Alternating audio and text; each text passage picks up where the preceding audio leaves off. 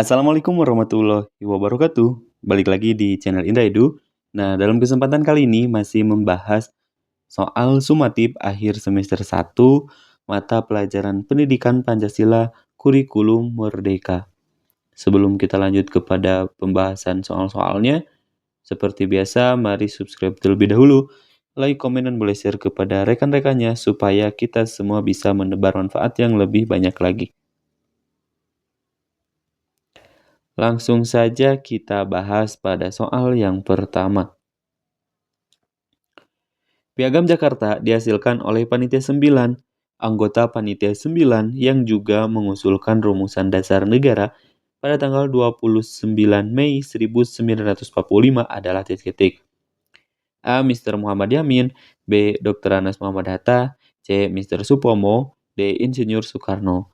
Nah, yang ditanyakan di soal di sini adalah yang merumuskan atau mengusulkan rumusan dasar negara pada tanggal 29 Mei 1945 adalah, nah, jawaban yang tepat adalah, jawabannya adalah yang A, Mr. Muhammad Yamin. Nah, perlu kalian ketahui bahwasanya yang merumuskan dasar negara itu diantaranya Muhammad Yamin, Muhammad Yamin pada tanggal 29 Mei 1945. Terus juga Mr. Supomo. Mr. Supomo itu pada tanggal berapa? Nah, Mr. Supomo itu pada tanggal 31 Mei 1945. Insinyur Soekarno tanggal 1 Juni. Tanggal 1 Juni 1945. Nah, ini adalah 3 tokoh yang mengusulkan atau berpartisipasi dalam mengusulkan rumusan dasar negara, diantaranya Muhammad Yamin, Mr. Supomo, Insinyur Soekarno. Akan tetapi yang ditanyakan di soal di sini adalah pada tanggal 29 Mei, yaitu Mr. Muhammad Yamin. Kita lanjutkan pada soal berikutnya. Anggota Panitia 9 yang mewakili tokoh wilayah Barat Indonesia adalah titik-titik. A. Maramis, B. Muhammad Hatta, C. Insinyur Soekarno, D. Wahid Hasim. Jawaban yang paling tepat adalah, anggota Panitia 9 yang mewakili tokoh wilayah Barat Indonesia itu adalah Muhammad Hatta. Jawabannya adalah yang B. Pancasila yang dinyatakan resmi, rumusannya terdapat dalam titik-titik. A. Sidang BPUPKI, B. Sidang PPKI, C. Piagam Jakarta, D. Pembukaan Undang-Undang Dasar Negara Republik Indonesia tahun 1945. Jawaban yang paling tepat adalah Pancasila dinyatakan resmi, rumusannya terdapat dalam Pembukaan Undang-Undang Dasar Negara Republik Indonesia tahun 1945. Jawabannya adalah yang D. Soal berikutnya nomor 4. Hal yang membedakan antara Piagam Jakarta mengenai dasar negara dengan rumusan Pancasila pada pembukaan Undang-Undang Dasar Negara Republik Indonesia tahun 1945 ada pada sila titik-titik. A. Sila pertama, B. Sila kedua, C. Sila ketiga, D. Sila keempat. Jawabannya adalah yang A, yaitu sila pertama, ketuhanan dengan menjalankan syariat Islam itu di Piagam Jakarta, akan tetapi di rumusan Pancasila atau di Pancasila itu ketuhanan yang Maha Esa. Berarti ada di sila yang pertama. Jawabannya adalah yang A. Soal berikutnya nomor 5. Para pendiri negara menyampaikan gagasannya mengenai rumusan dasar negara selalu meliputi sikap titik-titik. A. Egois, B. Apatis, C. Nasionalisme dan patriotisme, D. Tidak menghargai pendapat orang lain. Jawabannya adalah kita cari sikap yang positif. Nah, sikap yang positif di sini ada di option yang C, yaitu nasionalisme dan patriotisme terkait dengan sikap para pendiri negara dalam menyampaikan gagasannya. Lanjutnya soal nomor 6. Garuda adalah nama burung elang besar yang ada dalam cerita wayang. Burung itu merupakan anak dewa yang menjadi tunggangan raja melawan kejahatan. Di alam nyata, burung Garuda tersebut adalah burung titik-titik. A. Rajawali atau burung elang besar, B. Cendrawasih, C. Kakatua, D. Kasuari. Jawaban yang paling tepat adalah, nah, di alam nyata burung Garuda tersebut adalah burung Rajawali atau burung elang besar. Soal berikutnya nomor 7. Perang melawan penjajah juga terjadi di laut. Perang laut besar-besaran dilakukan oleh Sultan Babullah berlangsung di titik-titik A. Selat Malaka, B. Perairan Maluku dan Papua, C. Laut Sulawesi dan Laut Jawa, D. Perairan Bali dan Nusa Tenggara. Jawaban yang paling tepat adalah, terdapat berlangsung di perairan Maluku dan Papua. Jawabannya adalah yang B. Soal berikutnya nomor 8. Landasan hukum Pancasila sebagai dasar negara Republik Indonesia adalah titik-titik. A. Surat Pemerintah 11 Maret, B. Ketetapan MPR nomor 5 /MPR tahun 2000, C. Pembukaan Undang-Undang Dasar Negara Republik Indonesia tahun 1945, D. Instruksi Presiden RI nomor 10 tahun 1968. Jawaban yang paling tepat adalah, landasan hukum Pancasila sebagai dasar negara Republik Indonesia itu ada di pembukaan Undang-Undang Dasar Negara Republik Indonesia tahun 1945. Lanjutkan soal berikutnya nomor 9. Dalam perumusan dasar negara, ada tokoh yang menjadi pembukaan saat akan diselenggarakan sidang PPKI terkait dasar negara, yaitu titik. A. Dr. Anus Muhammad Hatta, B. Insinyur Soekarno, C. Mr. Muhammad Yamin, D. Profesor Dr. Supomo. Jawaban yang paling tepat adalah, jawabannya adalah yaitu Insinyur Soekarno. Jawabannya adalah yang B. Soal nomor 10.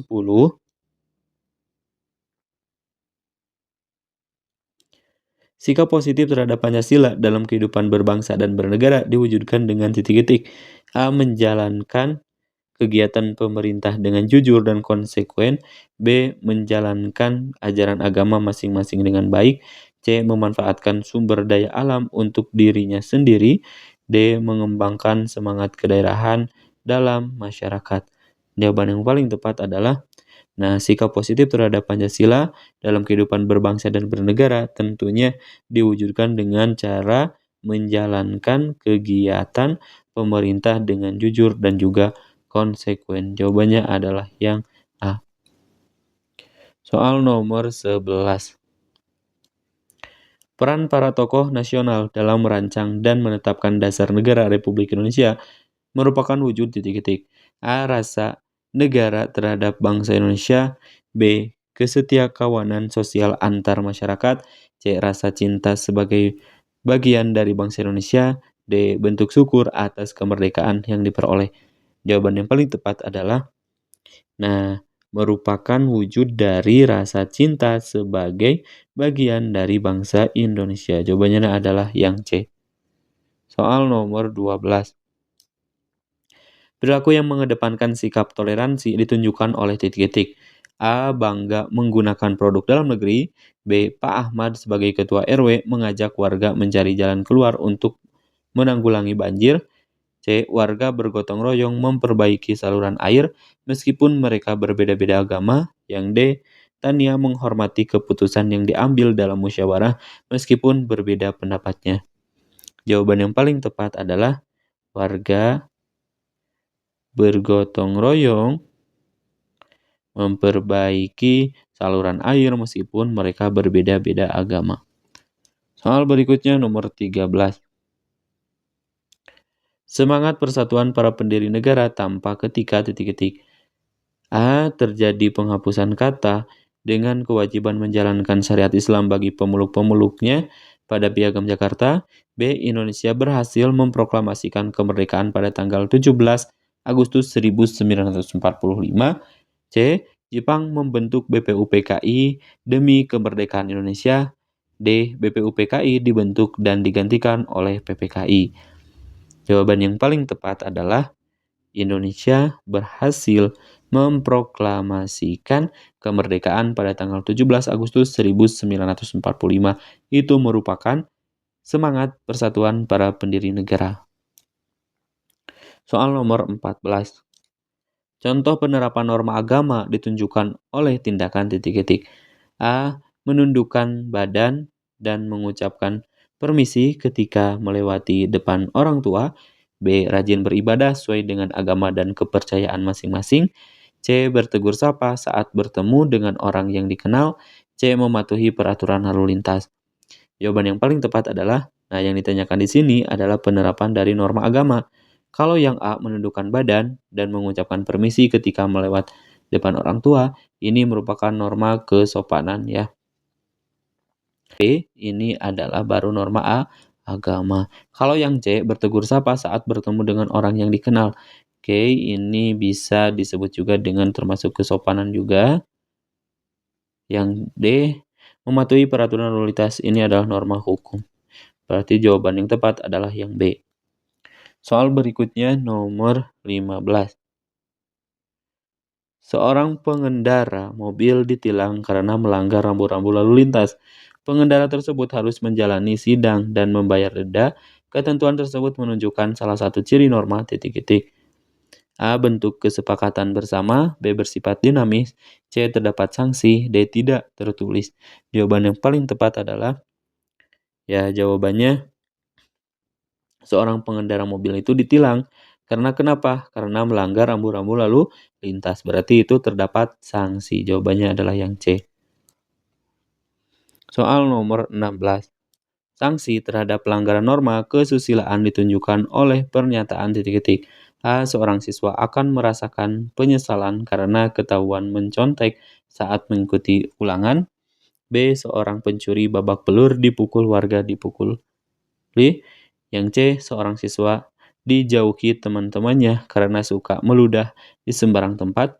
Yang D. Seorang koruptor dijatuhi hukuman denda dan penjara. Jawaban yang paling tepat adalah, jawabannya di sini sanksi terhadap pelanggaran norma kesusilaan ditunjukkan oleh pernyataan seorang siswa akan merasakan penyesalan karena ketahuan mencontek saat mengikuti ulangan. Jawabannya adalah yang A.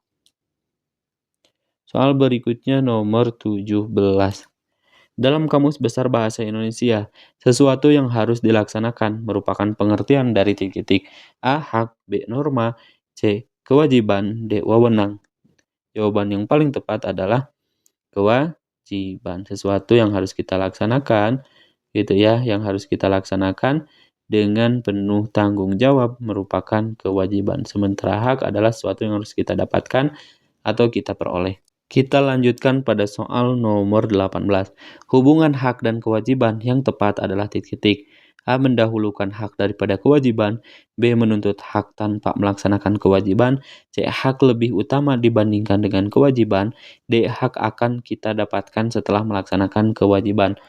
Jawaban yang paling tepat adalah tentunya hubungan antara hak dan kewajiban itu hak akan kita dapatkan setelah melaksanakan kewajiban. Jawabannya adalah yang D. Soal nomor 19. Jika diibaratkan sebuah pohon besar, dasar hukum tertulis adalah bagian titik-titik. A. Daun. B. Akar pohon. C. Ranting pohon. D. Batang utama pohon.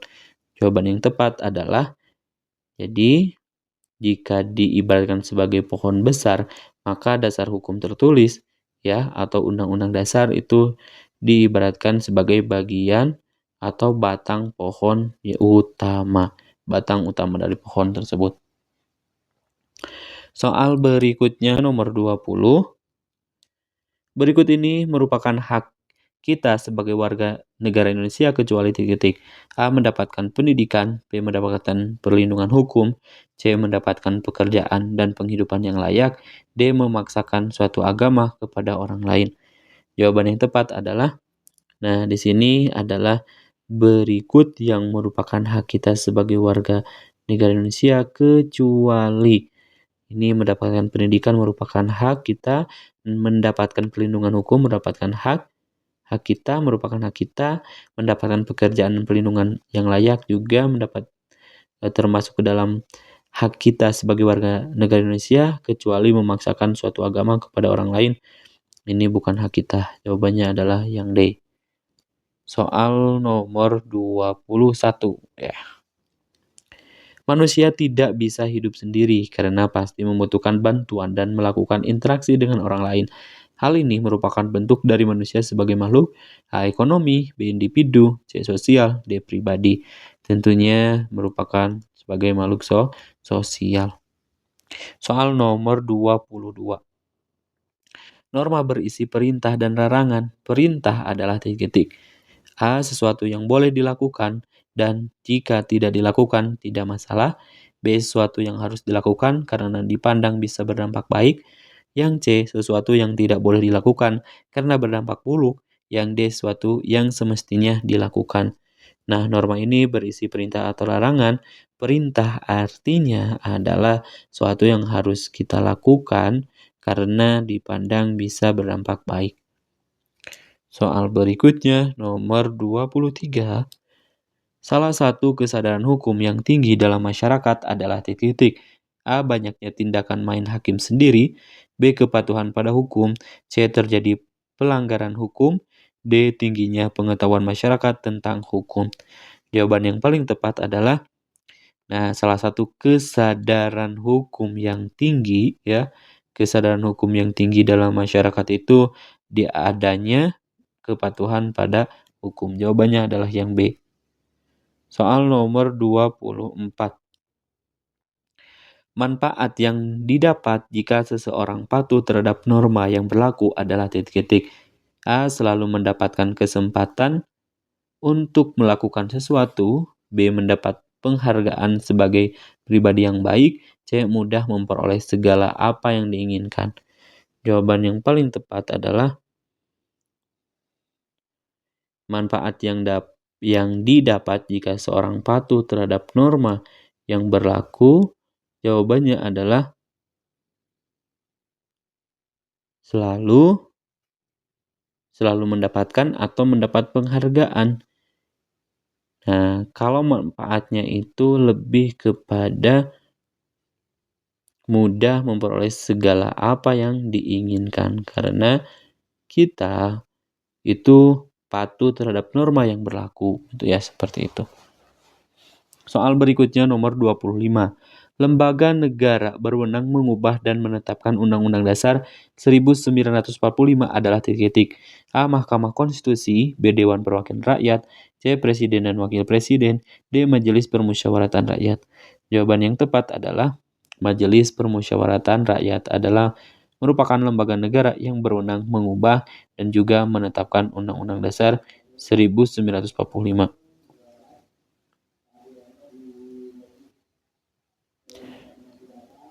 Soal nomor 26.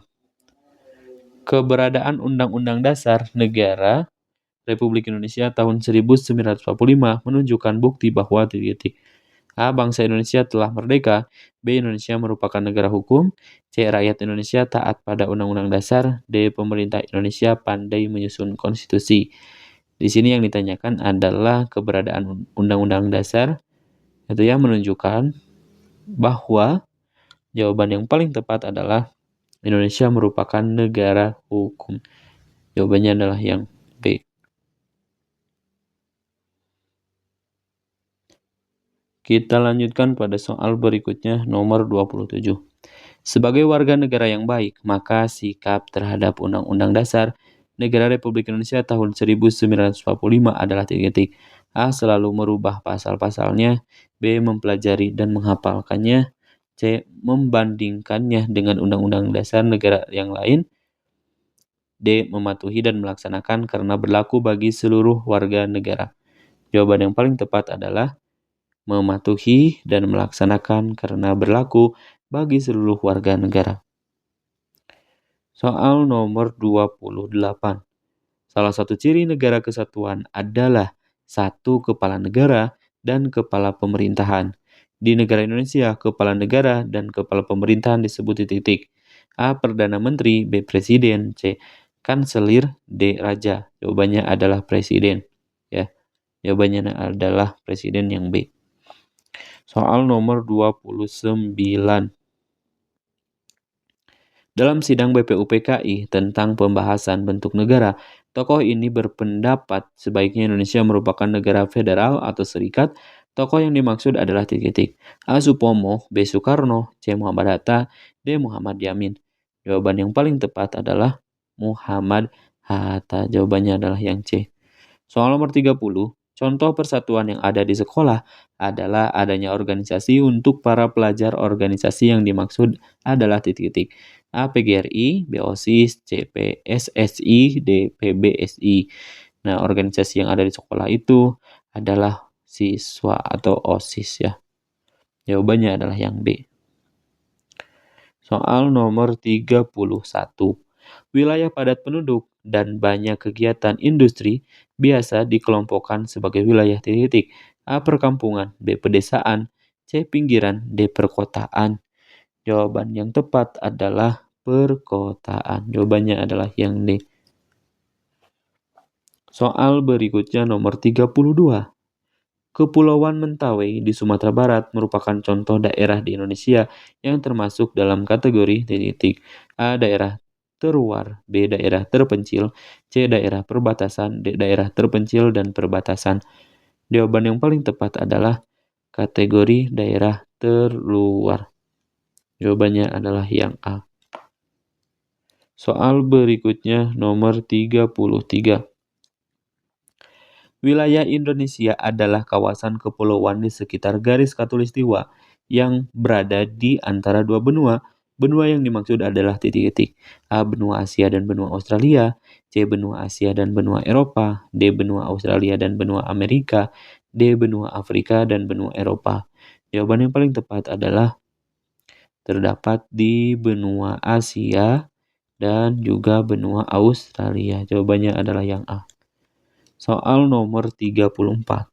Mengingat luasnya wilayah Indonesia, maka terdapat daerah-daerah yang terjauh dari pusat kota dan lebih dekat ke perbatasan.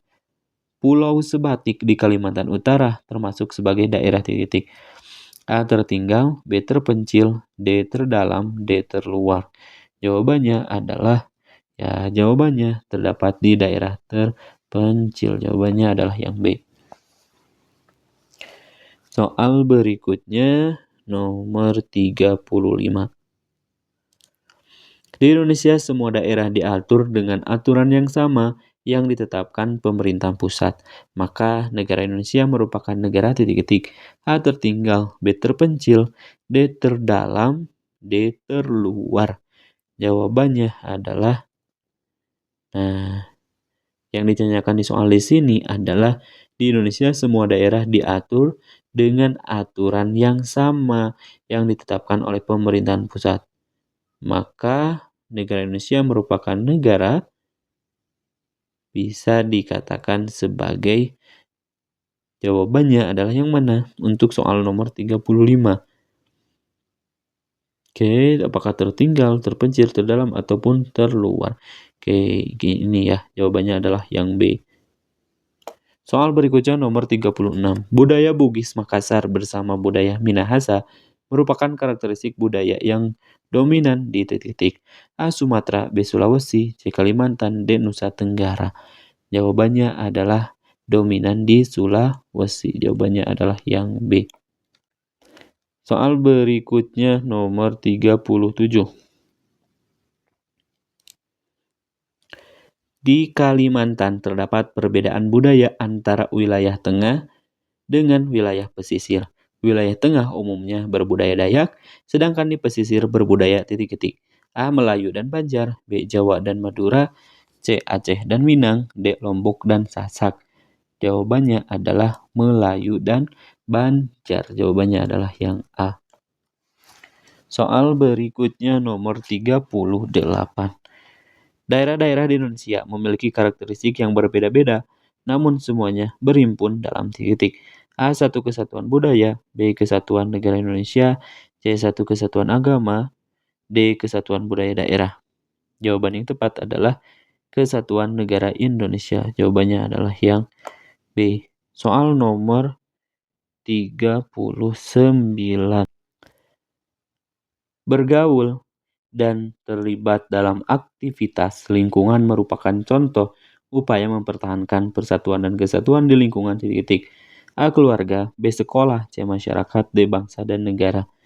Jawabannya adalah di dalam aktivitas lingkungan, itu ya, bergaul dan terlibat dalam aktivitas lingkungan merupakan contoh upaya mempertahankan persatuan dan kesatuan di lingkungan apa? Jawabannya adalah berbangsa dan negara. Jawabannya adalah yang D. Soal nomor 40. Warga negara yang baik adalah warga negara yang patuh terhadap hukum. Kepatuhan tersebut atas dasar A. Diharuskan oleh pemerintah.